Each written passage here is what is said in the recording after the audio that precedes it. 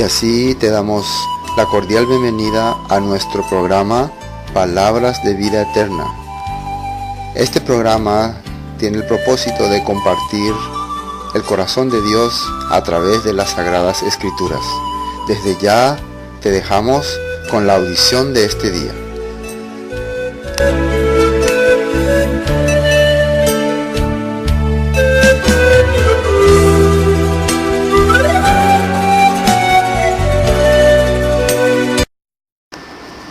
San Lucas capítulo 5, desde el versículo 1. San Lucas capítulo 5, desde el versículo 1.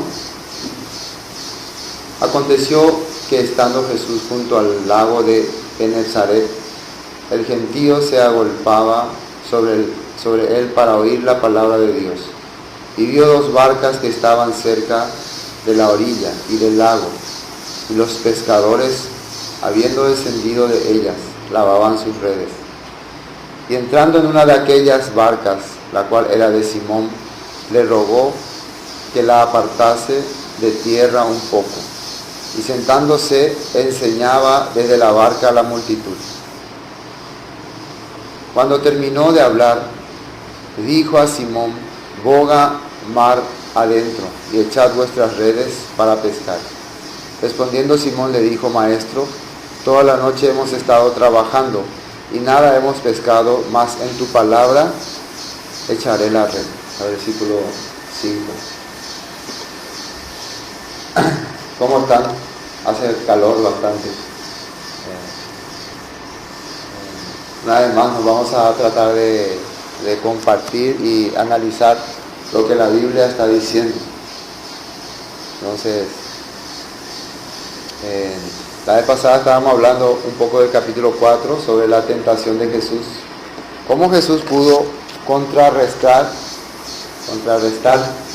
al diablo únicamente usando la palabra, la escritura.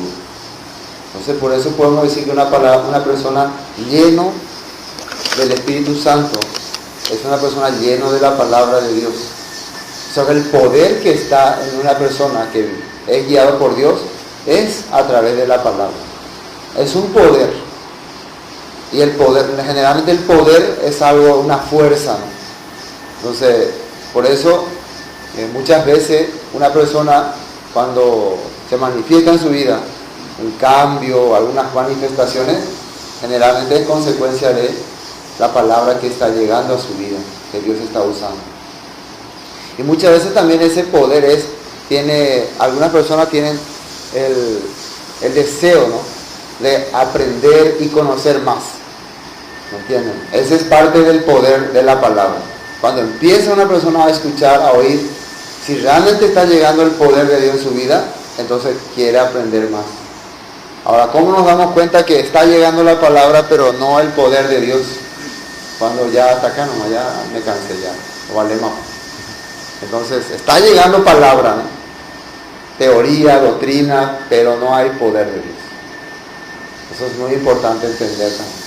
Por eso vemos que muchas personas pueden decir: muchas veces yo ya escuché la palabra, escuché mucho ya, pero siempre dicen: pero no hay ningún cambio en mi vida, ¿no? Así. No sé qué significa eso.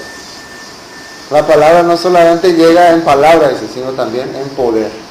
Entonces, ¿cómo es que puede manifestarse ese poder en el corazón de las personas? Y eso es lo que vamos a tratar de hoy ver al estudiar esta parte de la Biblia. También vimos la pasada cuando Jesús, eso fue el martes, ¿no?, la pasada, fue ungido. Cuando él leyó una parte de la Biblia, de Isaías 61, donde el Espíritu del Señor está sobre mí por cuanto me ha ungido. Entonces hemos analizado qué significaba el Espíritu del Señor está sobre mí. Sobre mí significa me guía, me maneja, me dirige. ¿Será que nosotros podemos decir también el Espíritu del Señor está sobre mí? Entonces, si podemos decir que el Espíritu del Señor está sobre nosotros, entonces el Espíritu de Dios guía nuestra vida, guía nuestro caminar, nuestro andar. ¿Y será que el Espíritu de Dios te dice vivir así, andar así, hacer estas cosas? No puede ser. Entonces, en el corazón de muchas personas al revés, el Espíritu del Señor está debajo de ellos. Es pisoteado por ellos. Por esa razón, el Espíritu no tiene poder en su vida. Jesús decía, el Espíritu del Señor está sobre mí, y después que decía, por cuanto me ha ungido. ¿Qué significa me ha ungido?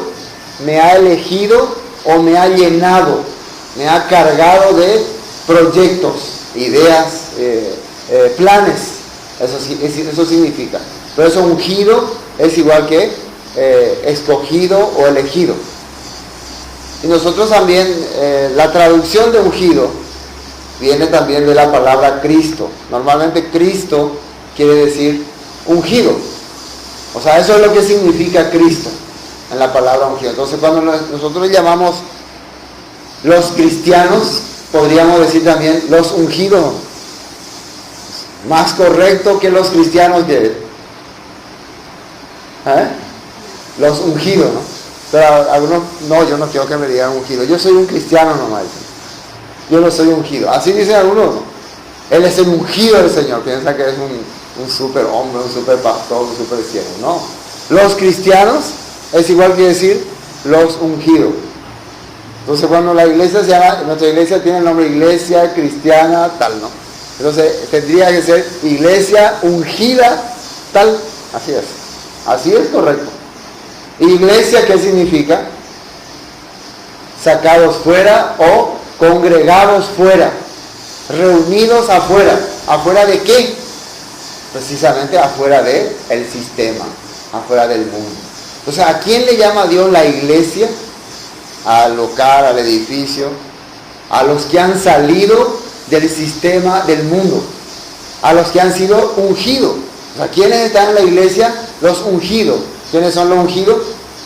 Los escogidos, los apartados para un determinado fin. Entonces, no es que los ungidos, los escogidos, están nomás ahí para estar. No, los llamé, a veces no. Están para un propósito, para un objetivo. Por eso Jesús dijo, acá en 4:18, ¿no? El Espíritu del Señor está sobre mí por cuanto me ha ungido para dar buenas nuevas a los pobres. Me ha enviado a sanar a los quebrantados de corazón, a pregonar libertad a los cautivos. Entonces, ¿qué es lo que hace un ungido? Da buenas nuevas a los pobres. ¿Y quiénes son los pobres? Según espiritualmente hablando estamos, ¿no? Pobre sería una persona que necesita la palabra de Dios. Entonces alguno puede decir acá, entonces yo no soy pobre. Así podemos decir nosotros. Nosotros no somos pobres. Entonces, si el ungido vino para dar buenas nuevas a los pobres, ¿por qué dice San Mateo, bienaventurados los pobres en espíritu? Porque de ellos es el reino de los cielos. Porque precisamente el ungido de Jehová, de Dios, vino para él, para esa persona, para ese pobre en espíritu. Por eso es bienaventurado, porque sí o sí va a encontrarse con el Mesías, con el escogido de Dios. Entonces, encontrarse con el Mesías, con el escogido de Dios, ¿es una bendición o una maldición? Una bendición, porque encontrarse con el Mesías significa recibir las buenas nuevas, también ser sanado de mi corazón quebrantado. ¿Por qué estaría mi corazón quebrantado? Precisamente porque he vivido en ese sistema, en el mundo. El pecado ha dañado mi vida, ha dañado mi corazón. Y el Mesías vino para darme la buena nueva, para sanar mi corazón quebrantado y para pregonar. ¿Qué significa pregonar? Anunciar, predicar libertad a los cautivos. ¿Y cautivos de qué? Una vez más, del sistema del mundo. Una vez que vos escuchás la buena nueva primero te muestra tu corazón, te muestra el estado espiritual en el que estás viviendo. ¿Eso qué hace en tu vida? Quebranta tu corazón. ¿Qué hace el ungido?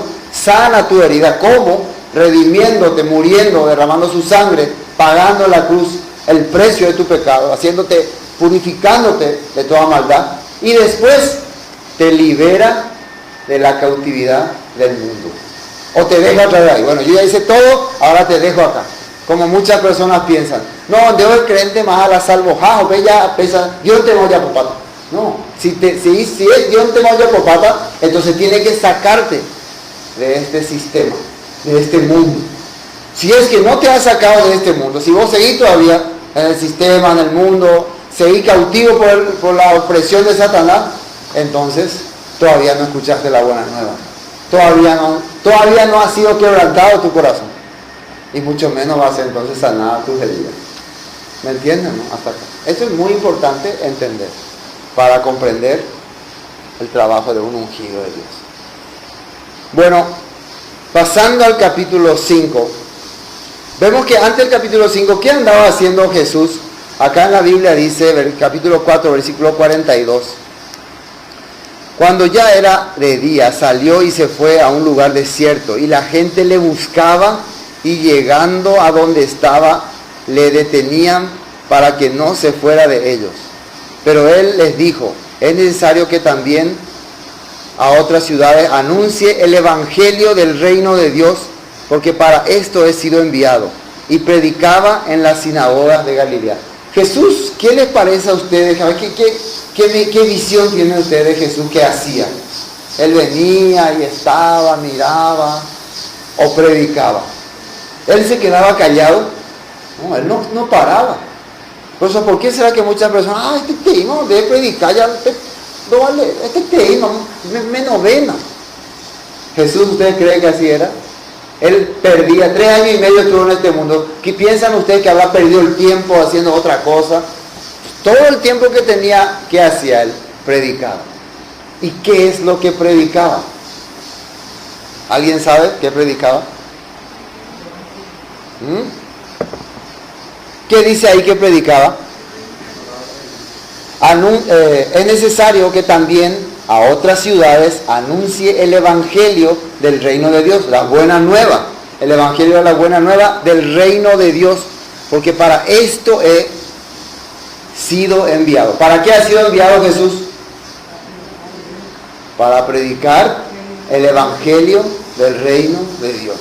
¿Así está escrito en la Biblia o está mal? ¿O no es así? Porque hay muchos que piensan que no es así. No, Jesucristo no vino solamente para predicar, vino para pagar el precio del pecado. Ese también era su propósito. O sea que dentro del evangelio se encuentra que tenía que morir en la cruz también. Sí, dentro del evangelio se encuentra eso. ¿Me entienden? Entonces, cuando decimos que predicaba el evangelio, también estaba el sacrificio. Por eso es importante entender en detalle exacto qué es el evangelio. Desde el principio hasta el fin, toda la palabra se llama el evangelio, las buenas nuevas, que él vino a predicar. Y predicaba en la sinagoga de Galilea. Las sinagogas, ¿qué es la sinagoga? ¿Qué ustedes entienden por sinagoga? Era el lugar donde los judíos se reunían para poder compartir la palabra, así como nosotros estamos haciendo ahora, de esta misma manera. Ellos se reunían y tomaban una porción de la Biblia y la leían, y después un rabino o un escriba o un intérprete de la ley explicaba, compartía. Así ellos hacían, siguiendo en orden la palabra. Entonces, las personas que se reunían en la sinagoga, ¿con qué propósito venían a ese lugar? Únicamente para aprender la palabra y la escritura. Ellos no venían a ese lugar para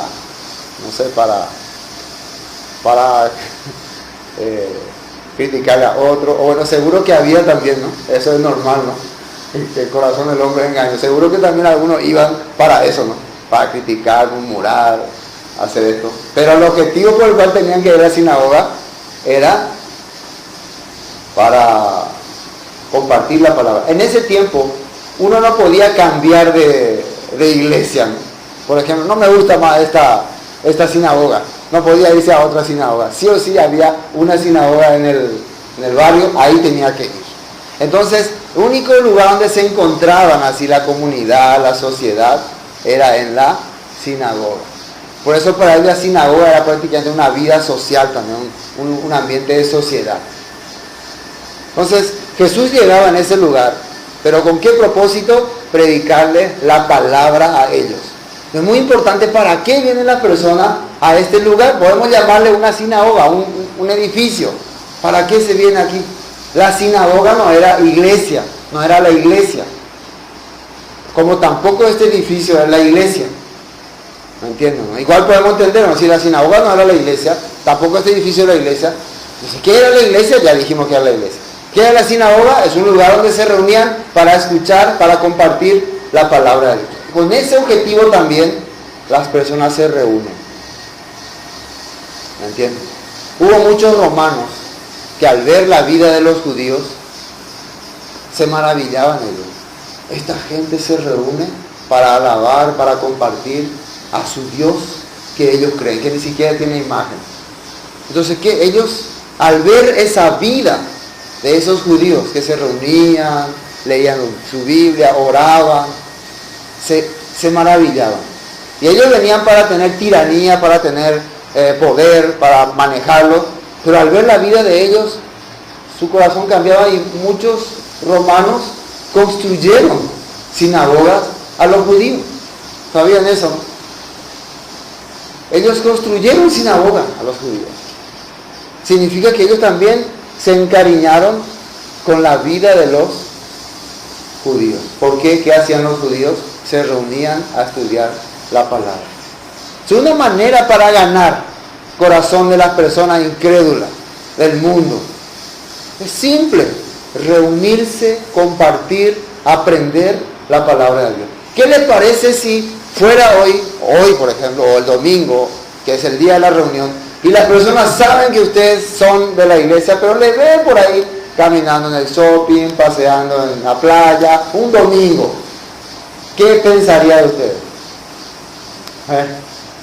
¿Qué diría? Para esta persona no les había sido tan importante su reunión que tienen ellos, no es muy importante. Así pensarían, ¿sí? Así dirían. O sea, es una manera de cerrar ya su corazón. Así pues lo son todos los creyentes, pues son todos con guaunte cojicuay ojo la iglesia. Es una manera, imagínense un romano viendo el estilo de vida de los judíos ahí congregando, ya su corazón se apegaba a ellos. Qué interesante esta vida que ellos llevan. Van para aprender la palabra de Dios. Entonces les predicaba en la sinagoga. ¿Qué predicaba Jesús? Toda la palabra que está aquí. La Biblia les predicaba. No había nada nuevo. No piensen que Jesús predicaba algo nuevo. La misma palabra, que es lo que compartía, que nosotros también tenemos hoy acceso. Ahora el capítulo 5 dice así: aconteció que estando Jesús junto al lago de Genezaret, el gentío se agolpaba sobre él para oír la palabra de Dios. Esta vez él ya no estaba en una sinagoga, se acercó a la orilla del lago. Y la gente le seguía. ¿Se dan cuenta cómo la gente le seguía a Jesús? ¿Qué sería la diferencia entre Jesús y los demás predicadores de esa época? ¿Cuál sería la diferencia? Jesús tenía más carisma, más. ¿Qué sería la diferencia? ¿Cuál sería la diferencia? ¿Qué es lo que ellos notaban que había en Jesús que no había en los demás? Jesús hablaba, dice la Biblia, como quien tiene autoridad, dice. ¿Qué es como quien tiene autoridad? Como sabiendo lo que está diciendo, teniendo la palabra correcta, exacta. No solamente hablando lo que creía o lo que pensaba o tal vez lo que le dijeron, sino lo que realmente era la palabra de Dios, con decisión, con seguridad. Entonces era sorprendente su manera de oír, de predicar.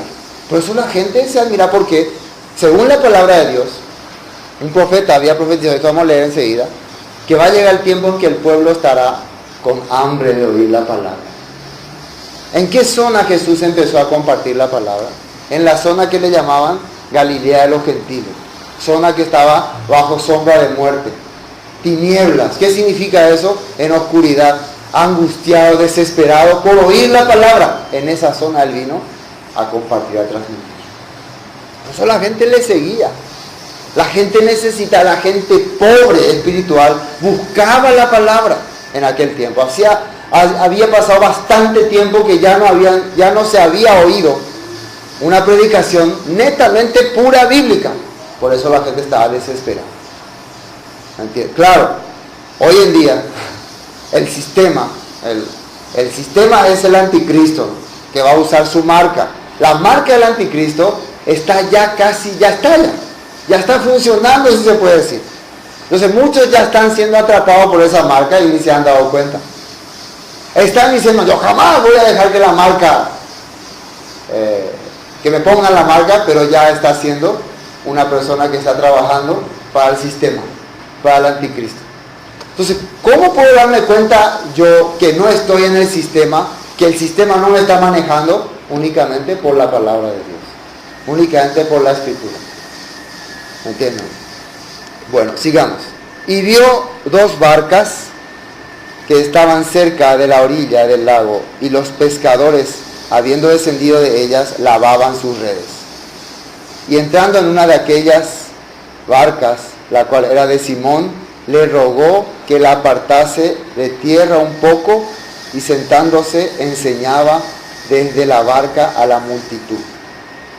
Jesús enseña a la multitud. Jesús es un reflejo, es una manifestación de que Dios iba a anunciar su promesa, su pacto a las multitudes. ¿Quiénes eran las multitudes? Eso es muy importante entender, porque ¿dónde están? ¿Qué representan las multitudes? Personas que están esparcidas por todo el mundo. Representa cuando habla de multitudes. En este momento Él está explicando, está haciendo lo que también los demás ungidos, los que iban a ser ungidos, harían. Recuerden que en Pentecostés, 50 años después de la resurrección, 50 días después de que resucitó Jesús, los discípulos que estaban con Él recibieron el poder del Espíritu Santo, o sea, fueron ungidos para ir y predicar a todas las naciones. Por eso se le había repartido diferentes lenguas. ¿Qué es lo que hay que ir a compartir con la multitud? Lo mismo que Jesús estaba haciendo. El Evangelio, la palabra de Dios. En este momento, Jesús está usando la barca para predicar a la multitud. Mientras esos pescadores que sacaron su barca están con qué tipo de ánimo, ¿no? Ustedes saben cuando vos llegás a querer predicarle a alguien que va a ir a importe, ¿no? No vende va a beber, no va a beber, no sacó nada. Y no quiere compartir la palabra y bueno, te dicen, ¿no? Pero realmente en su mente, fue una noche bastante mala. Toda la noche intentaron pescar, no sacaron nada de eso. No pescaron nada. Entonces el corazón de ellos no estaba muy animado ni con mucha gana. Pero ahí, bueno, hablamos. Entonces Jesús predicaba.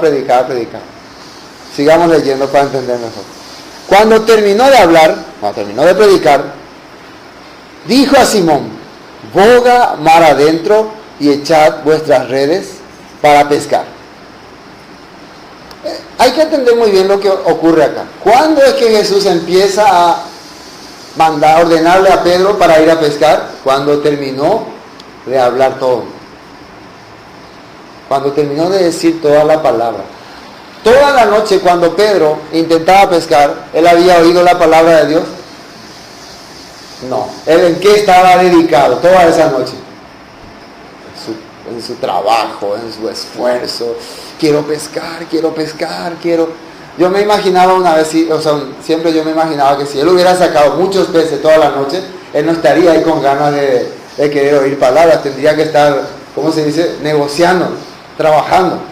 Cuando hay tiempo de negocio, pues voy a estar escuchando palabras, ¿no? Hay tiempo para escuchar. No hay tiempo, ¿no? Trabajo que la tira, oye, de pan antes que ir va. Antes que se descomponga todo. Pero toda esa noche, ¿cómo fue fracaso? Entonces, podría alguno quejarse, va y golpea maestro. Digo, yo cuando hay predicata no me diste con suerte anoche. Si yo te hubiera dado unos cuantos pescados para que llegue a la casa, pero no oraste por mí, así le podría haber dicho. No me fue bien. No le fue bien. No pudo conseguir ni un pez. Entonces muchas personas, ¿qué pensaría? Este no tiene bendición este tipo. ¿Sí o no? Cuando no te va bien a algo, vos estás participando, alguien viene a predicarte y no te va bien. Lo primero que pensar que, no, Dios no trae bendición, ese pastor no trae bendición. No bendice. Voy a irme a un lugar donde el pastor predique y me bendiga. Así mucha gente piensa. No, yo me voy a la iglesia, no recibo nada. Cada día se moría jugué. Más pobre soy cada día. Esa es la situación en que se encontraba en este momento Pedro. Entonces, era un buen momento para compartir la palabra. No había nada que tenía que hacer Pedro, porque no había pescado nada, entonces estaba libre. Entonces podemos ver que algunas veces esa situación de fracaso, de amargura, de no sé si en vaivén, no me sale nada, todo me sale mal, tal vez Dios está permitiendo. Tal vez Dios está queriendo que ahora sí escuche su palabra. Tal vez Dios quiere que por una vez tenga la oportunidad de oír su palabra para que haya un cambio verdadero. Tal vez Dios tiene propósito con tu vida, pero por causa de que tanto afán, tanta dedicación, no poder oír, ahora voy a tener que hacer que un poquito fracase. Tal vez Dios está permitiendo estas cosas. Entonces, fíjense, hoy quiero compartir que muchas veces en la Biblia representan los peces. Los peces en la Biblia representan las multitudes, las personas. ¿Sabían? Los peces representan las personas. ¿Se acuerdan que después Jesús le dice, esta vez te haré pescador de hombres? Entonces en la Biblia los peces, en muchas ocasiones, representan las personas. Cuando Pedro durante toda la noche quiso pescar, él tenía palabra de Dios o no en su corazón. No tenía palabra de Dios. Entonces, sin palabra de Dios, ¿se puede pescar los peces? Imposible. ¿Qué simbolizan los peces? Las personas. La palabra de Dios es lo que puede traer a las personas hacia Dios. Pero vos no tenés la palabra de Dios, intentá pescar. Procurá pescar. ¿Vas a poder o no? Solamente vas a lograr cansancio. Mucho cansancio. Jesús habló, Jesús predicó, Jesús explicó el Evangelio, la buena nueva. Ahora sí, Pedro, vamos a pescar. ¿Ahora qué hay? Ahora hay palabra de Dios. ¿Qué le responde Pedro? 5. Respondió Simón, le dijo, Maestro, toda la noche hemos estado trabajando y nada hemos pescado. Ya, hasta ahí hay una punto y coma. Nada hemos pescado. Nosotros podemos poner entre paréntesis, ¿por qué nada hemos pescado? Porque no había palabra, no había Dios, no había poder de Dios en su vida. Solamente había afán, deseo. ¿Me entienden? Por eso, al final termina una persona cansada, agotada. Pero ahora, después de haber oído la palabra de Dios, de haber escuchado la palabra de Dios, cuando paró de hablar Jesús, dio la orden. ¿Cómo responde Pedro? ¿Qué dice Pedro? Mas en tu palabra echaré la red. Ahora Pedro, ¿qué tiene dentro de su corazón? La palabra de Dios.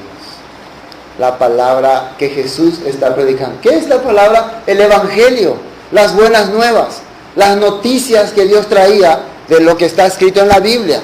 ¿Cómo debe ser el corazón de un hombre? ¿Hacia dónde tiene que estar enfocado el corazón de una persona? Primero tiene que estar Dios en su corazón. ¿A quién tiene que amar primero? A Dios. ¿A quién tiene que servir primero? A Dios. ¿Cómo es que Jesús enfrenta a Satanás desafiándole con la palabra de Dios? Haciéndole entender que no solo de pan el hombre vivirá, sino de toda palabra que sale de la boca de Dios. No solamente de su afán, de su deseo, vas a lograr las cosas. Necesita a Dios en su vida. No quiera enriquecerte en este mundo, no quiera tener fama ni poder. Quiere primero tener mi palabra en tu corazón. Con mi palabra vas a poder conseguir todas las cosas. Increíble, el poder de Pedro ahora era sorprendente. La palabra es diferente. Yo estaba sin palabra. Ahora, Señor, con esta palabra que he recibido, vamos a pescar. En tu palabra echaré la red. Confiando en tu palabra. Creyendo en tu palabra. Creyendo que tu palabra es lo que va a hacer que los peces vuelvan a la barca. A la barca. Esto también es una simbología, ¿no?, del pueblo de Israel que había sido dispersado. Porque fíjense que habla, vamos a leer un poco, 4, ¿no? respondió Simón en tu padre Israel. Habiéndolo hecho, encerraron gran cantidad de peces y su red se rompía, dice. Entonces hicieron señas a los compañeros que estaban en la otra barca para que viniesen a ayudarles, y vinieron y llenaron ambas barcas de tal manera que se hundían. ¿Cuántas barcas llenaron de peces? 2 barcas. Representa a 2 casas, Judá e Israel, que estaban sin palabra, sin mensaje. Cuando empieza a ver la palabra, los peces empiezan a regresar, ¿no? Y llenan esas barcas. Esos peces representan la multitud. ¿Dónde está esa multitud perdida? Acá, por las calles, en todo el mundo. Ellos son los peces. Amén. Ahora quiero ver alguna parte de la Biblia, Jeremías, para corroborar esto. ¿Por qué hablamos tanto de peces? Justamente Jeremías 16 habla acerca de cómo iba Dios rescatar a los descarriados, a los que se habían apartado, a los peces esparcidos, los peces que no querían caer en la red. A propósito, estas peces no querían entrar en la red. No vamos a entrar, Pedro, en tu red. Vos no tenés palabra. Un día escuché que un pastor había predicado que esos peces no entraban porque los peces fueron creados por Dios. Y Dios le dijo, no vayan a la red de Pedro. Entonces ellos daban la vuelta.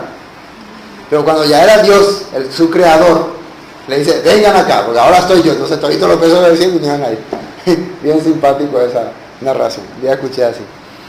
Bueno, 16. He aquí yo, Jeremías 16. He aquí yo envío muchos pescadores, dice Jehová, y los pescarán, y después enviaré muchos cazadores, y los cazarán por todo el monte y por todo el collado y por las cavernas de los peñascos. En la Biblia está explicando, primero enviará pescadores. ¿Qué son los pescadores? Van a ir a rescatar a los perdidos, ¿no? Los pescados representan las personas. Y esas personas pescadas, se puede decir así, ¿no? Después van a ser perseguidos por cazadores. ¿Sí? Los cazadores, ¿para qué van? ¿En busca de qué van? De destruir, de asesinar. Entonces, una vez que las personas son que Dios rescata a un descarriado, Satanás, ¿qué envía? ¿Qué hace? Envía a sus cazadores. Por eso la Biblia está explicando, ¿no? Después de que una persona entra al pacto, a la palabra, nace de nuevo, empieza a ser buscado para ser destruido por el león rugiente, ¿no? Que anda buscando a quien devorar. Así está explicando la Biblia. Por eso la vida de la persona no es tan sencilla después de haber recibido la salvación. Porque Satanás le está buscando ahí para destruirle, para devorarle. Entonces tiene que estar pendiente. Si ha sido pescado por Dios, tiene que saber que detrás también viene el cazador para atraparlo. Bueno, otra parte de la Biblia, Habacuc 1:14. Esta es una queja. Fíjense de cómo se quejaba Habacuc por Dios. Habacuc se quejaba de Dios. Ustedes ya saben, ¿no? La queja de Habacuc, ¿a qué se refería? Un día expliqué, Dios había permitido que Babilonia conquiste a Jerusalén y los lleve cautivo. Entonces Habacuc tenía un pensamiento, si ellos son llevados a Babilonia cautivos, ellos van a perder la fe, ellos van a perder la creencia en la palabra, porque Babilonia es un país pagano, un país idólatra. Ahí les van a obligar a que vivan para sus dioses, y así como ocurrió con las 10 tribus de Israel, que se fueron a Siria y se perdieron, también los judíos, los de Judá, van a perderse. ¿Y qué va a ocurrir? Va a desaparecer la fe, la palabra, la creencia en Dios. ¿Esto a quién le quebrantaba? A Habacuc. Por parte está bien el corazón que tiene Habacuc, ¿no? Señor, tu palabra va a desaparecer. ¿Qué va a pasar de nuestra gente allá en Babilonia? Ellos ya no van a aprender nada, no van a poder de quebrantar. Entonces, lo que vamos a leer ahora es una de las quejas de Habacuc. Después sabemos ya la respuesta de Dios, qué fue la respuesta que le dio. Pero vamos a leer su queja. 1:12, de 12 vamos a leer. ¿No eres tú desde el principio, oh Jehová, Dios mío, santo mío? No moriremos, oh Jehová, para juicio lo pusiste, y tú, oh roca, lo fundaste para castigar. Muy limpio eres de ojos para ver el mal, ni puedes ver el agravio. ¿Por qué ves a los menospreciadores y callas cuando destruye el impío al más justo que él? Y haces que sean los hombres como los peces del mar, como reptiles que no tienen quien los gobierne. Él se está refiriendo a su pueblo. Dios mismo o hace mismo que ellos sean así, y después que sean como los peces del mar, como reptiles que no tienen quien los gobierne. Sacará a todo con anzuelo, los recogerá con su red y los juntará en sus mallas, por lo cual se alegrará y se regocijará.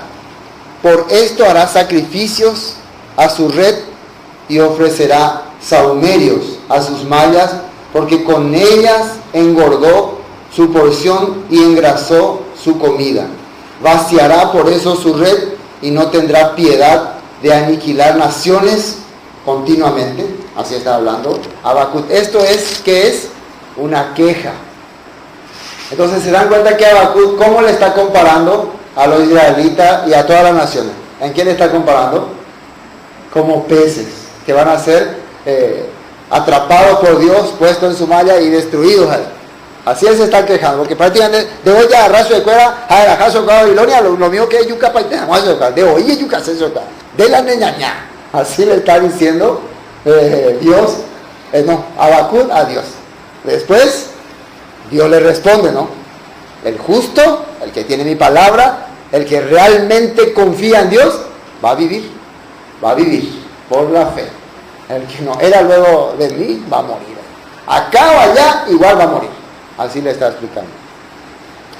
Bueno, volvamos a San Lucas. Bueno.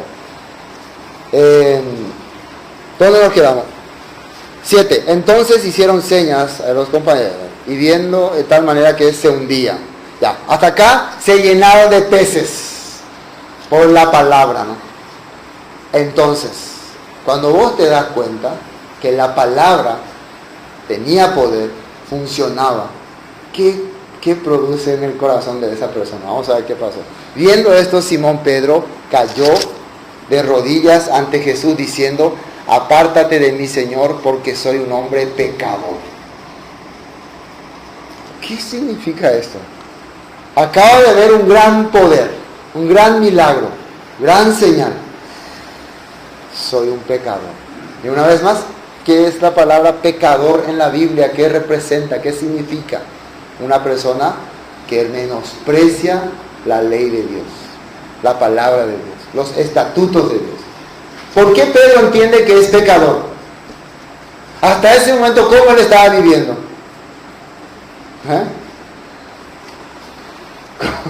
¿Cómo estaba viviendo? Sin la guía de Dios, sin la regla de Dios, sin la palabra de Dios, con su afán, con su deseo, con su manera. Un hombre realmente solamente dedicado a sí mismo. Y viene Jesús, le predica la palabra, le muestra la palabra, le enseña la palabra y le muestra el poder que tiene la palabra. ¿Qué entiende él? Yo soy un pecador. Soy un pecador. La palabra es la verdad. Mi corazón es falso. Mi corazón es mentira. Por eso, el Evangelio tiene el poder, primeramente, de quebrantar el corazón de una persona. Ese es su poder. Cuando el Evangelio realmente llega a la vida de una persona, no puede ser que esa persona, llegó el Evangelio, estoy feliz. No, quebranta primero su corazón, porque le enseña el estado en que se encuentra. ¿En qué estado estabas tú? Hombre desconfiado, hombre que no creía en mí. Cuando Jesús venía, puedo, sí, habla conmigo, tú predicar. Él estaba quebrantado por su mundo. Actualmente es igual. Actualmente la gente más le quebranta su situación que la palabra. La palabra, sí, por esa situación me imagina. Más le quebranta. Más sufre por su estado que por la palabra. Hasta que la palabra se manifiesta en su vida con poder. Ahí recién se da cuenta, yo soy un pecador. ¿Qué es pecador? Estoy viviendo contra de Dios. Apártate de mí, Señor. Soy un pecador. Pero ahí está la buena nueva, continua. Jesús no quiere apartarse de nosotros. Él no vino a darnos la buena nueva para enseñarnos que tenemos que apartarnos de Él. Para eso vino a enseñar la buena nueva. Al contrario, Él vino para sanar mi corazón quebrantado. Él vino para recuperar mi corazón perdido, mi corazón destruido. Él para eso vino. Pero antes tiene que mostrarnos, ¿no?, el estado en el cual yo estoy viviendo. Por eso necesita mostrarme la buena nueva, el Evangelio, la palabra de Dios, la Escritura. ¿Por qué es buena nueva? Porque es palabra de Dios. Nunca la palabra de Dios puede ser mala. Aunque cuando llega a mi corazón, me golpea. ¿Por qué me golpea? Porque ¿quién es el malo? ¿Dios? Yo soy el malo. ¿Qué decía el apóstol Pablo en Romanos 7? Sobre la ley. La ley es espiritual, buena, santa, mas yo soy carnal. O sea, la ley, la palabra no tiene problema. ¿Por qué algunas personas se toman con la palabra? No, esta palabra no quiero, no me gusta. ¿Por qué se toman con la palabra? La palabra no hay problema ahí. ¿Quién es el problema? Mi corazón es el problema. La palabra simplemente me está mostrando, me está haciendo conocer mi pecado. ¿Sí? Me muestra el estado en que estoy viviendo, para después poder cambiar y obrar en mi vida y escoger mi corazón para su servicio. Eso es lo que Dios está haciendo. Señor, porque soy un hombre pecador. Vamos a leer San Mateo capítulo 4 un ratito. El estado en que se encontraban ellos antes que Jesús venga. Y Jesús ya vio el estado en que ellos estaban. Esta es otra parte en San Mateo donde también explica cuando Jesús encuentra a los pescadores. San Mateo 4, versículo 12. Cuando Jesús oyó que Juan estaba preso, volvió a Galilea y dejando a Nazaret, vino y habitó en Capernaum, ciudad marítima, en la región de Zabulón y Neftalí. Y el versículo 14 dice, para que se cumpliese lo dicho por el profeta Isaías cuando dijo, ¿qué dijo Isaías? Tierra de Zabulón, tierra de Neftalí, camino del mar al otro lado del Jordán, Galilea de los gentiles. Ahora, ¿qué significa gentiles? ¿Ustedes saben qué significa gentiles?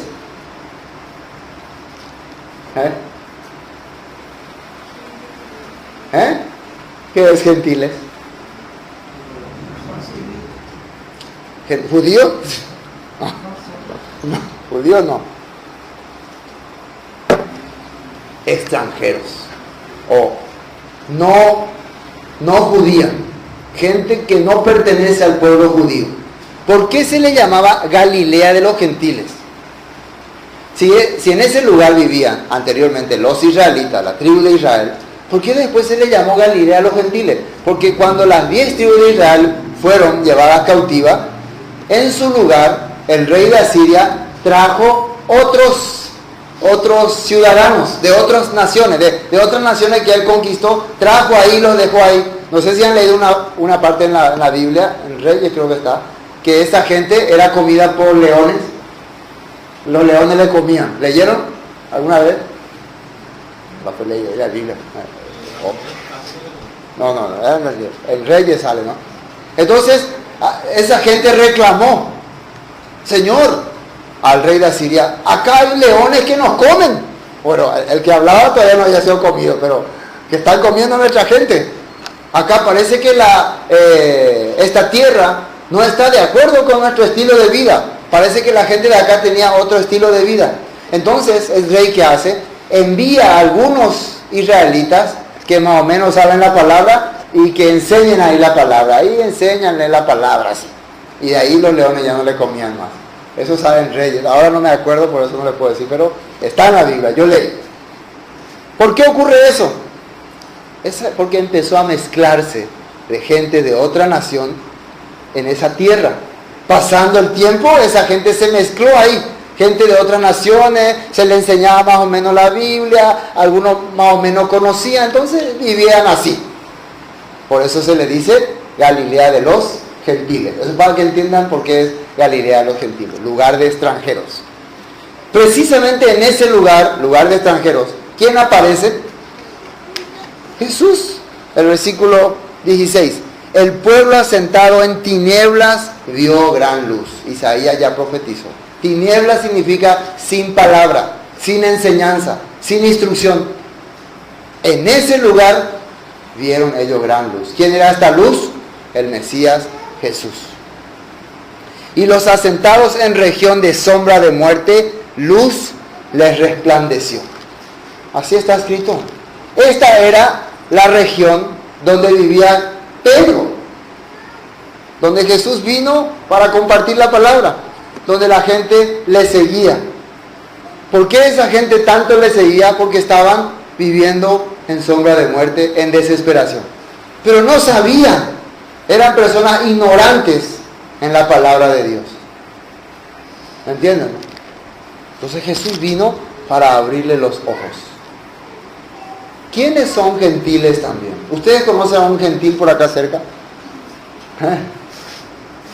¿Dónde están los gentiles? Acá estamos todos nosotros. Estamos aquí.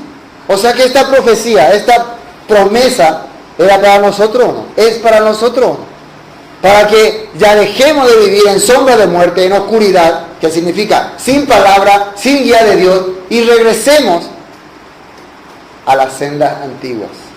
Regresemos al Padre. Tengamos corazón de arrepentimiento y volvamos a la palabra. Entonces, ¿cuándo podremos entender eso? Precisamente cuando se nos anuncie las buenas nuevas. Nuestro corazón se va a dar cuenta, yo estoy viviendo sin Dios, sin palabra, y voy a tener el mismo corazón que tuvo Pedro. Señor, soy un hombre pecador.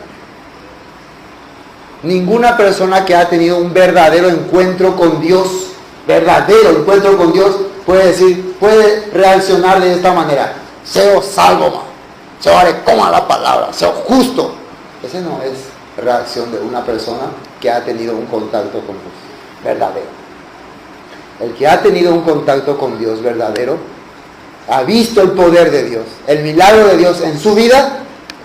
Esa reacción de Pedro es: soy un hombre pecado, no soy digno de estar acá. Yo soy como un abortivo, decía el apóstol Pablo.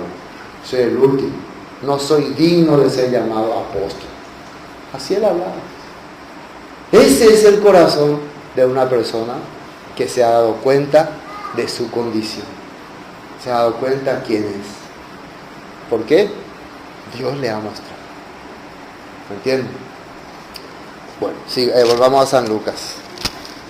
Lucas, vamos a ir culminando la parte interesante. Bueno, hasta acá diciendo: apártate de mí, Señor, porque soy hombre pecador. Versículo 9: porque por la pesca que habían hecho, el temor se había apoderado de él y de todos los que estaban con él. Por la pesca, por el milagro, por la gran maravilla que Dios le había mostrado, llegó temor. Hermanos, cuando ustedes empiezan a descubrir la Biblia, cuando ustedes empiezan a ver el poder de Dios, sí o sí va a llegar un pequeño temor, porque la Biblia dice así, y son las heridas totalmente diferentes. Va a haber temor. Entonces es normal que venga ese temor. ¿Qué dice que es el principio de la sabiduría? Temor a Jehová. Entonces significa que sabiduría está llegando a sus corazones. Cuando empieza a haber temor, la palabra, el poder de Dios es magnífico, y yo así hay temor. Es por eso que muchas personas prefieren escapar. Cuando Jesús dijo, el que esté libre de pecado tire la primera piedra, ¿quiénes huyeron? ¿Quiénes escaparon? Los que supuestamente sabían toda la palabra, los que entendían toda la materia, se fueron porque tenían temor de que sean realmente confrontados con su realidad. No querían romper su sistema. Estaban demasiado acostumbrados a ese estilo de vida, a esa creencia, que le costaba creer que estarían equivocados. Pensar que estarían equivocados le daba temor. No creo yo que esté equivocado, no. Mejor me voy de acá antes que me confundan más. Así sí, me voy. Este Mesías me va a confundir todo. Mejor me voy con mi doctrina y sigo nomás así, feliz. Ese es el temor. Ahora Pedro está con un temor. ¿Qué es esto? ¿Qué es lo que está ocurriendo? Y ahí Jesús aparece. ¿Qué le dice? Y asimismo de Jacobo y Juan, hijo de Zebedeo, que eran compañeros de Simón. Pero Jesús dijo a Simón, no temas. ¿Cómo Jesús habla? No temas. ¿Cómo van a tener miedo de empezar a conocer el mundo de Dios? ¿Cómo van a empezar a tener miedo de empezar a conocer el plan de Dios para su vida? ¿Por qué tienen miedo? Si el plan de Dios para su vida es el propósito por el cual hemos nacido. ¿Sí o no? Entonces, cuando Dios empieza a mostrarte su plan, no, me va a arruinar mi vida, me va a arruinar mi estado. No, mejor ajante ahí.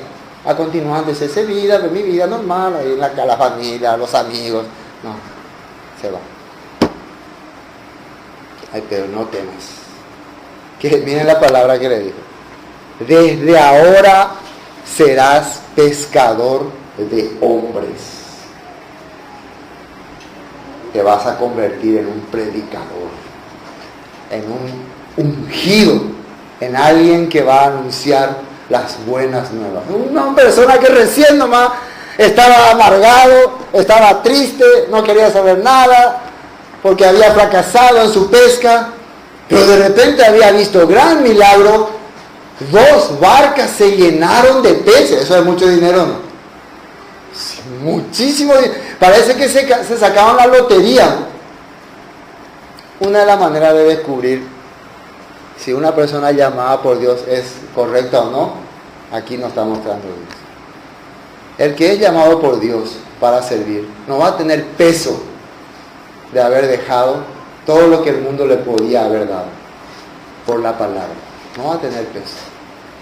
Tampoco va a querer depender de la palabra solamente para vivir. Si no va a estar listo. Yo puedo vivir también de mí mismo, de mi mano, de mi esfuerzo. No, yo no voy a vivir por solamente como tipo excusarme por la palabra.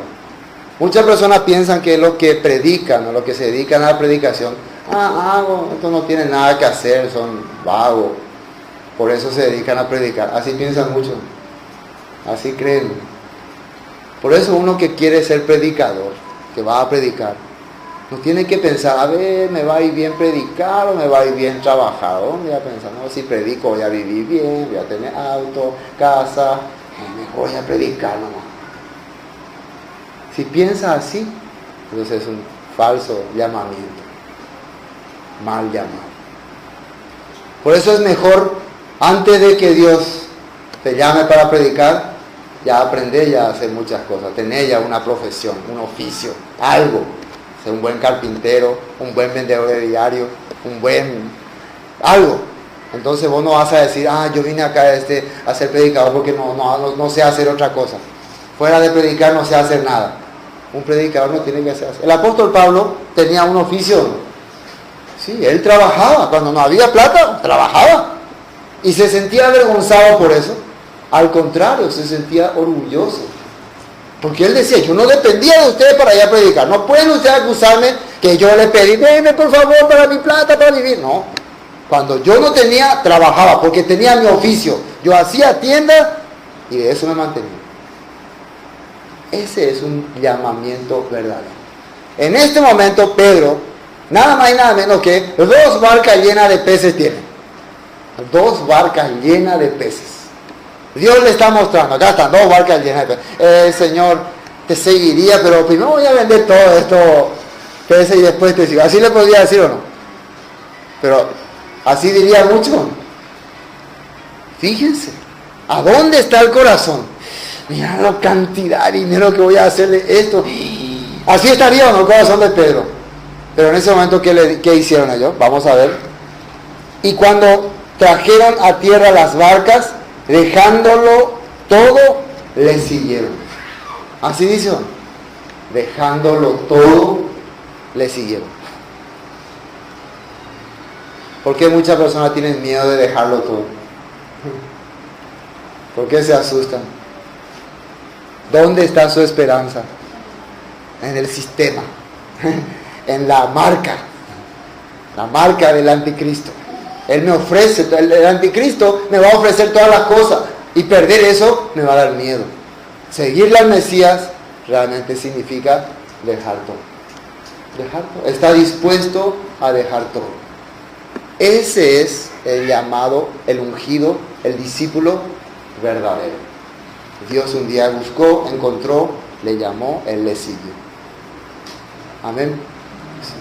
Yo estoy agradecido con Dios, porque a pesar de que tuvimos mucha dificultad, mucha situación en lo largo de nuestra vida en la predicación, no me siento,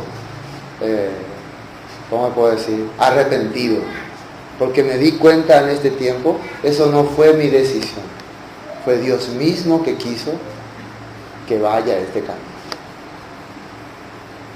Muchas personas pueden pensar, no quiere trabajar, no. Realmente muchos de los que hemos seguido este camino, teníamos la posibilidad de ser grandes empresarios, de vivir muy cómodamente en el mundo, tal vez mejor que muchos hermanos, mejor, pero un día Dios nos llamó, en la condición que estábamos, así nos llamó. Por eso yo he creído que los que realmente aman la palabra, aunque estén ahora aquí o salgan de acá, nunca van a abandonar este camino, porque es llamado de Dios. Fueron llamados para ser pescadores de hombres, para ser ungidos de Dios, dar las buenas nuevas. Y Dios nos estaba preparando.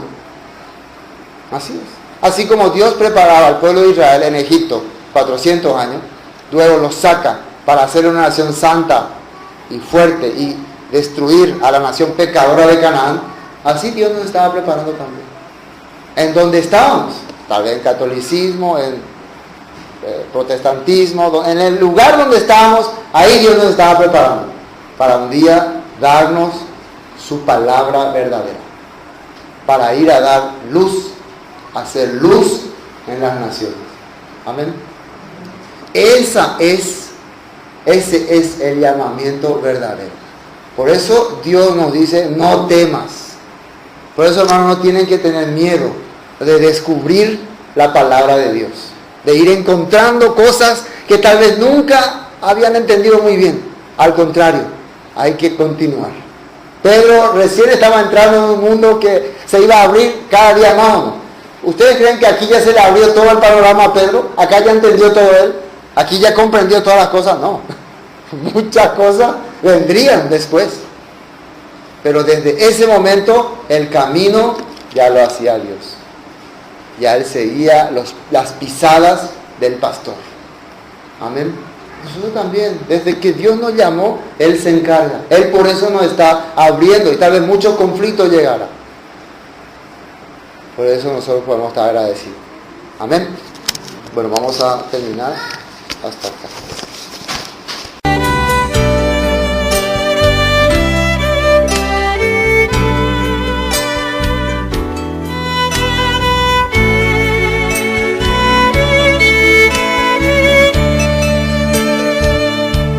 Esto fue Palabras de Vida Eterna.